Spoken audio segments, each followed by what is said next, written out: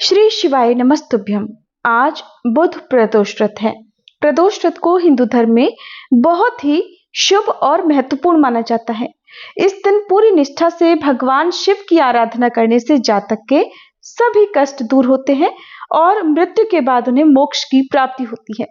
पुराणों के अनुसार एक प्रदोष व्रत करने का फल 2 गायों के दान जितना होता है और इस व्रत के महत्व को वेदों के महाज्ञानी श्री सूत जी ने गंगा नदी के तट पर शौनक आदि ऋषियों को बताया था। उन्होंने कहा था कि कलयुग में जब अधर्म का बोलबाला रहेगा, लोग धर्म के रास्ते को छोड़कर अन्याय की राह पर जा रहे होंगे, उस समय प्रदोष व्रत एक माध्यम बनेगा जिसके द्वारा वो शिव जी की आराधना करके अपने पापों का प्रायश्चित कर सकेगा और अपने सारे कष्टों को दूर कर सकेगा। सबसे पहले इस व्रत के महत्व के बारे में भगवान शिव ने देवी सती को बताया था। उसके बाद श्री सूत जी को इस व्रत के बारे में महर्षि वेद व्यास जी ने सुनाया, जिसके बाद श्री सूत जी ने इस व्रत की महिमा के बारे में शौनक आदि ऋषियों को बताया था। प्रदोष व्रत अन्य दूसरे व्रतों से कहीं अधिक शुभ और महत्वपूर्ण माना जाता है। मान्यता ये भी है कि इस दिन भगवान शिव की पूजा करने से संपूर्ण जीवन में किए गए समस्त पापों का नाश होता है और अंत में मोक्ष की प्राप्ति होती है। इस दिन व्रती को निर्जल रहकर व्रत रखना चाहिए। भगवान शिव की पूजा प्रातःकाल करके भगवान को बेलपत्र, भांग, धतूरा, अक्षत आदि अर्पित करके फिर दिन भर व्रत रखना चाहिए। संध्या काल में प्रदोष काल के समय इसी प्रकार से शिव जी की पूजा करके कथा का श्रवण करना चाहिए और उसी पावन कथा का श्रवण आज हम आप सभी को कराने जा रहे हैं। आप सभी कमेंट बॉक्स में जय भोलेनाथ लिखकर कथा सुनने का संपूर्ण फल जरूर प्राप्त कीजिएगा। जब भी प्रदोष व्रत बुधवार के दिन पड़ता है तो उसे बुध प्रदोष या सौम्यवारा प्रदोष कहते हैं और इस दिन व्रत रखने वाले भक्तों को केवल एक बार ही फलाहार करना चाहिए। अगर भोजन करने की भी आवश्यकता हो तो केवल एक समय ही सात्विक भोजन करना चाहिए और बुध प्रदोष व्रत रखने वाले भक्तों को इस दिन हरी रंग की वस्तुओं का अधिक से अधिक प्रयोग और दान भी करना चाहिए। इस दिन निस्वार्थ भक्ति भाव से व्रत रखने और पूजा करने से भक्तों की सभी इच्छाएं पूर्ण होती हैं। श्री सूत जी महाराज बुध प्रदोष व्रत की कथा सुनाते हुए शौनक आदि ऋषियों से कहते हैं कि एक बार एक पुरुष का नया विवाह हुआ। विवाह के 2 दिन के बाद ही उसकी पत्नी मायके चली गई। कुछ दिनों के बाद वह पुरुष अपनी पत्नी को वापस लिवा लाने के लिए अपनी ससुराल पहुंचा। बुधवार के दिन जब वह अपनी पत्नी के साथ वापस लौटने लगा तो ससुराल पक्ष ने उसे रोकने का प्रयास किया। कहा कि विदाई के लिए बुधवार शुभ नहीं होता, लेकिन वो अपनी जिद पर अड़ा हुआ था। अपनी जिद से टसमस ही नहीं हुआ। आखिरकार मजबूरीवश सास ससुर को अपने दामाद और अपनी पुत्री को भारी मन से विदा करना पड़ा। पति पत्नी बैलगाड़ी में चले जा रहे थे। एक नगर के बाहर निकलते ही पत्नी को जोर की प्यास लगी। अब पति हाथ में लोटा लेकर पानी की तलाश में चल पड़ा। पत्नी एक पेड़ के नीचे ठंडी छांव में बैठ गई। थोड़ी ही देर बाद उसका पति पानी लेकर वापस लौटा तो उसने क्या देखा कि उसकी पत्नी तो किसी और के साथ हंस हंस कर बातें कर रही है और उसके लाए हुए लोटे से पानी भी पी रही है। देखकर उसको तो क्रोध आ गया। अब वह अपनी पत्नी के समीप पहुंचा तो उसके आश्चर्य का और भी ठिकाना नहीं रहा, क्योंकि उस आदमी का एक हमशक्ल आदमी उसकी पत्नी से बात कर रहा था। अब अपने सामने दो हमशक्लों को देखकर उसकी पत्नी भी भारी सोच में पड़ गई। हम शक्ल आदमी देखते ही देखते एक दूसरे से झगड़ा करने लगे। एक बोलता ये मेरी पत्नी है, दूसरा बोलता ये मेरी पत्नी है। तो वहां पर उन दोनों का झगड़ा होते देखकर बहुत भारी भीड़ इकट्ठी हो गई। बात राजा के सिपाहियों तक पहुंची तो सिपाही भी आ गए। हम शक्ल आदमियों को देखकर वे भी आश्चर्य में पड़ गए। उन्होंने सोचा स्त्री से ही पूछकर देखा जाए कि उसका असली पति कौन है। अब उस स्त्री से पूछा तो वो किसे अपना पति बताए। वो भी किंकर्तव्य विमूढ़ हो गई, कोई उत्तर नहीं दे पाई। बीच राह में ये सारा तमाशा देखकर और अपनी पत्नी को इस तरह कोई उत्तर ना देता देखकर उस पुरुष की आंखें भर आई। तब वह मन ही मन भगवान शंकर से प्रार्थना करने लगा, हे भगवान, आप तो करुणा निधान है, कृपया मेरी पत्नी और मेरी रक्षा कीजिए। मुझसे बड़ी भारी भूल हो गई जो मैंने अपने सास ससुर की बात नहीं मानी और बुधवार को अपनी पत्नी को विदा करा लिया। अब मैं भविष्य में ऐसा बिल्कुल नहीं करूंगा। हे प्रभु, किसी तरह से मेरी लाज रख लीजिए।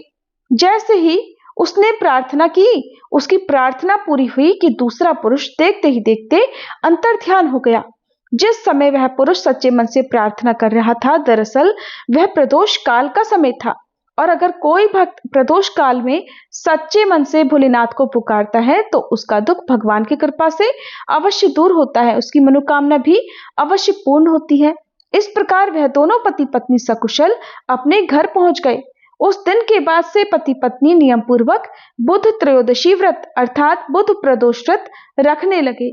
प्रदोष व्रत रखने और सच्चे मन से भोलेनाथ की पूजा करने के कारण भगवान शिव के आशीर्वाद से उन दोनों पति पत्नी का दाम्पत्य जीवन और भी मधुर हो गया और उनका घर सुख समृद्धि, अन्न और धन के भंडार से भर गया। ऐसी है बुध प्रदोष व्रत की महिमा।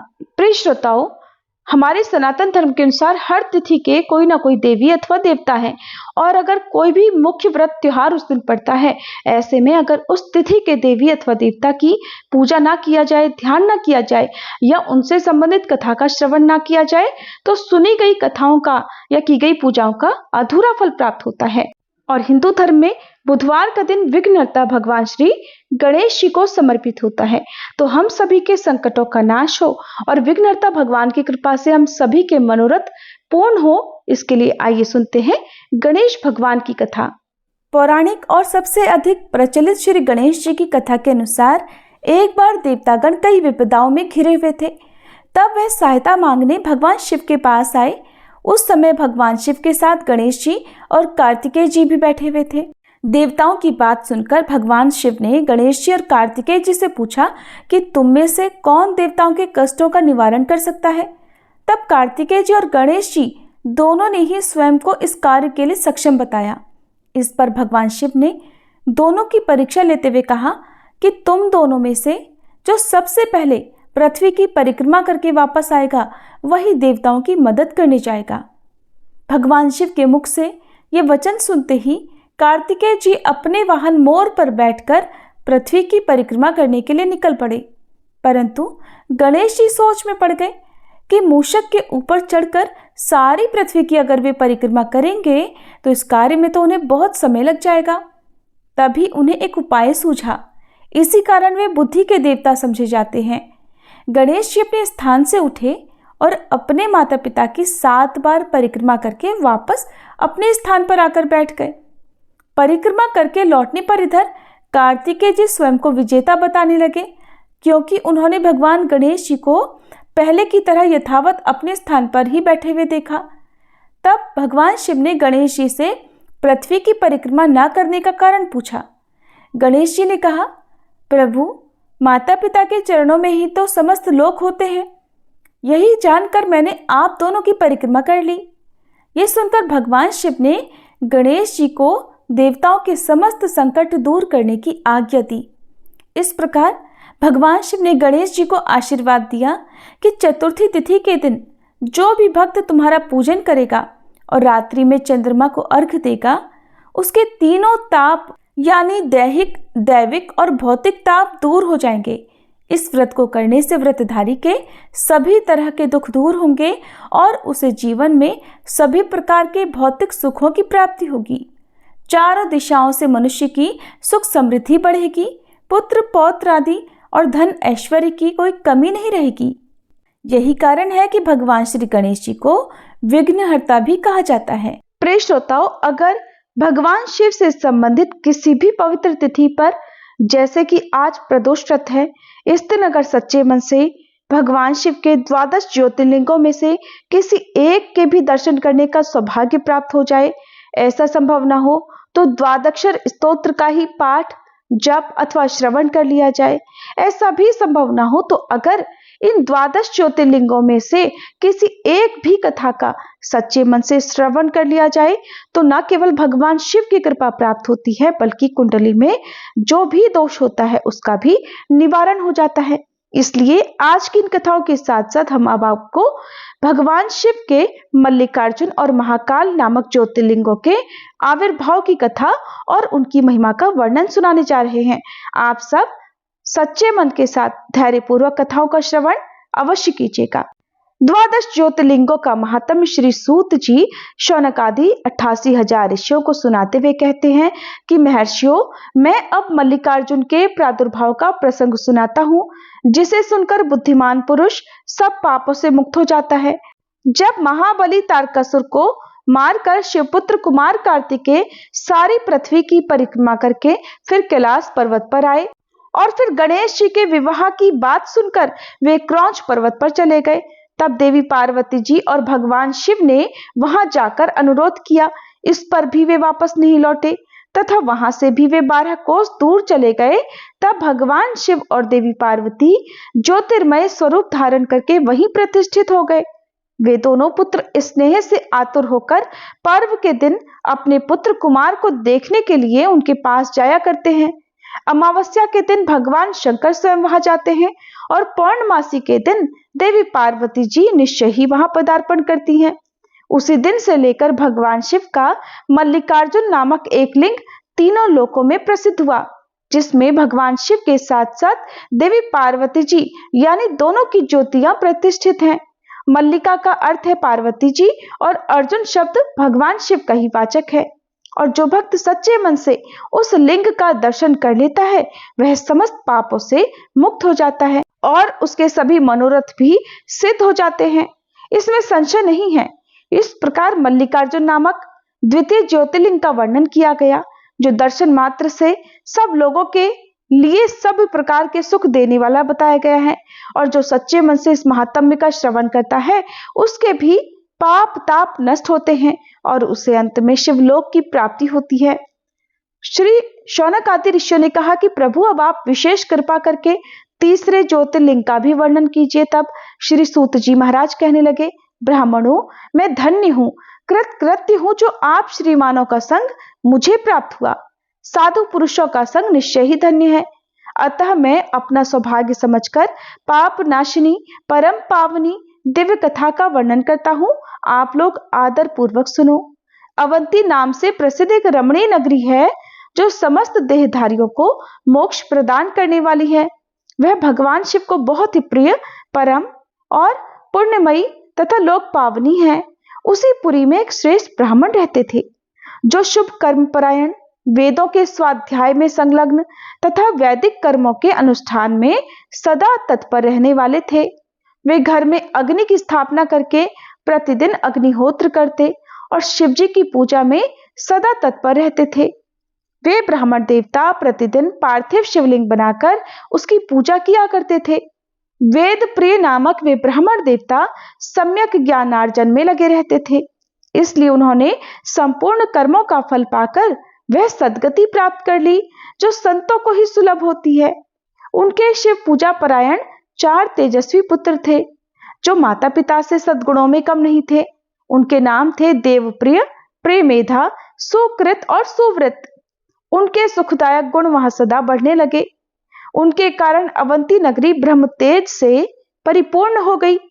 उसी समय रत्नमाल पर्वत पर दूषण नामक एक धर्मद्वेषी असुर ने ब्रह्मा जी से वर पाकर वेद धर्म तथा धर्मात्माओं पर आक्रमण कर दिया।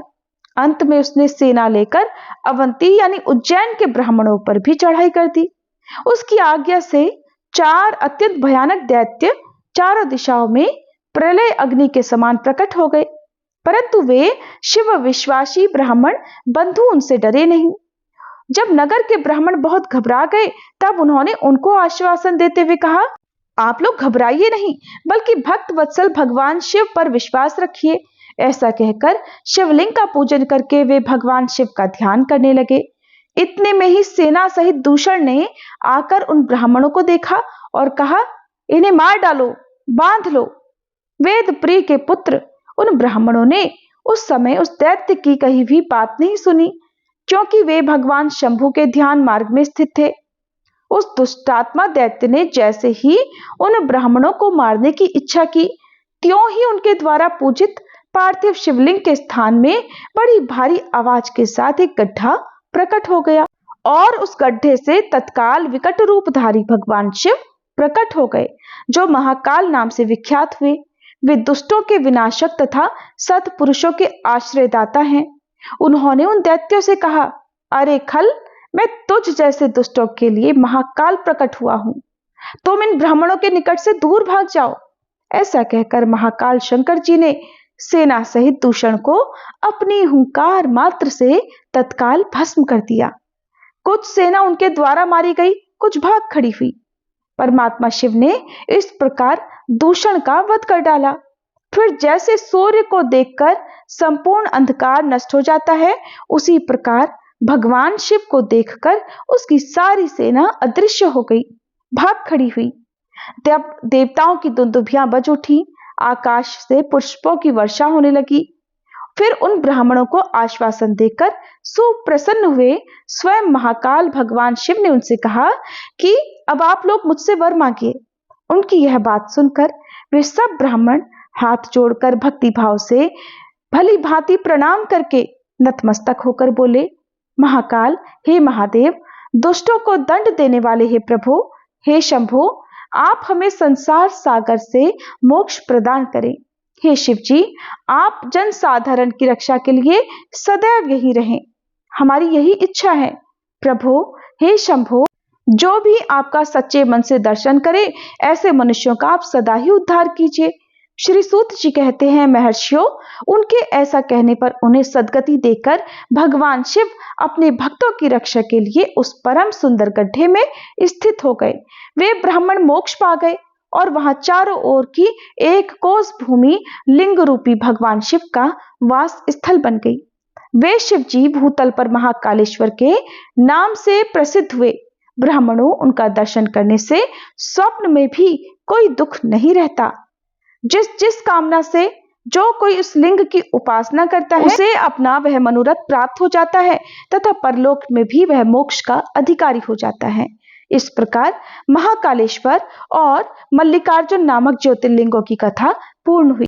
सभी प्रेम से बोलिए, मल्लिकार्जुन ज्योतिर्लिंग की जय, श्री महाकालेश्वर की जय, भक्त वत्सल करुणामयी भगवान शंकर जी की जय। प्रिय श्रोताओं, अब सुनिए भोलेनाथ की आरती। ओम जय शिव ओमकारा, स्वामी जय शिव ओमकारा, ब्रह्मा विष्णु सदा शिव अर्धांगी धारा। ओम जय शिव ओमकारा, एकानन चतुरानन पंचानन राजे, स्वामी पंचानन राजे, हंसासन गरुड़ासन वृषवाहन साजे। ओम जय रूप निरखता, त्रिभुवन जन भुज चार चतुर्भुज, शिव दस भुज अति सोहे, अक्षमाला वनमाला, मुंडमाला धारी, स्वामी मुंडमाला धारी, चंदन मृग मद सोहे, भाले शशिधारी। ओम जय शिव ओमकारा, श्वेतांबर पीतांबर बाघांबर अंगे, स्वामी बाघांबर अंगे, सनकादिक गरुड़ादिक भूतादिक संगे। ओम जय शिव ओमकारा, कर के मध्य कमंडल चक्र त्रिशूलधारी, स्वामी चक्र त्रिशूलधारी, सुखकारी दुखहारी जग पालनकारी। ओम जय शिव ओमकारा, ब्रह्मा विष्णु सदा शिव जानत अविवेका, स्वामी जानत अविवेका, प्रणवाक्षर में शोभित ये तीनों एका। ओम जय शिव ओमकारा, त्रिगुण स्वामी जी की आरती जो कोई नर गावे, स्वामी जो कोई नर गावे, कहत शिवानंद स्वामी सुख संपत्ति पावे। ओम जय शिव ओमकारा, ओम जय शिव ओमकारा, स्वामी जय शिव ओमकारा, ब्रह्मा विष्णु सदा शिव अर्धांगी धारा। ओम जय शिव ओमकारा। सभी प्रेम से बोलिए भोले शंकर भगवान की जय ओम नमः पार्वती पते, हर हर महादेव। कथाओं को अंत तक सुनने के लिए आप सभी का बहुत बहुत धन्यवाद।